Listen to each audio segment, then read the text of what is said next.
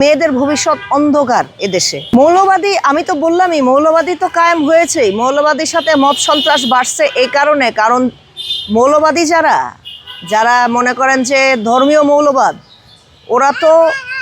ওরা তো সবাইকে পলিসিং করার জন্য, সবাইকে তাদের মতো বানানোর জন্য তারা লোক রিক্রুট করে যে তুই ওখানে যে হামলা করবি, ওখানে গিয়ে তুই হামলা করবি, এইভাবে না চললে ওকে মারবি। কারণ তারা তো এই যুগের সাথে চায় না, ওরা তো এই যুগের সাথে খাপ খাওয়ানো মানুষ না। ওরা তো 1400 বছর আগের একটা ধারণা নিয়ে ওরা চলাচল করে।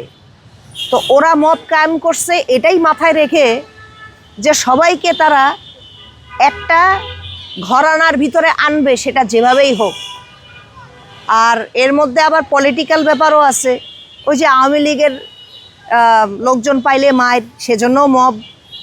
তারপরে নির্দিষ্ট দল যারা এখন বিরোধী দল পার্লামেন্টে, তাদের বিরুদ্ধে কথা বললে তাদেরকেও ধরে মারবে, গুম করবে। তো ওরা তো গায়ের জোরে কাজগুলা করে, ওরা তো আর গণতান্ত্রিক চিন্তাধারার মানুষ না, ওরা হলো 1400 বছর আগের চিন্তাধারার মানুষ। তো ওরা যেখানে থাকবে মৌলবাদ, সেখানে মব সন্ত্রাস থাকবে না, এটা আপনি কিভাবে আশা করেন? আপনি যদি ইরানের খামেনির পুলিশ দেখেন, মোরালিটি পুলিশ, ওটা তো মব।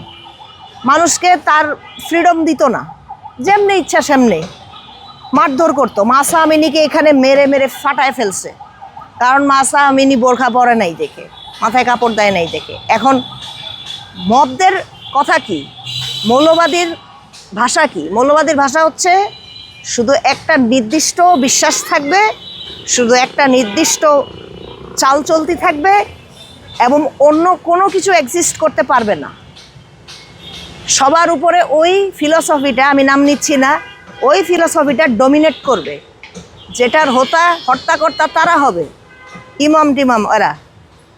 ইরানের খামেনিও এরকমই।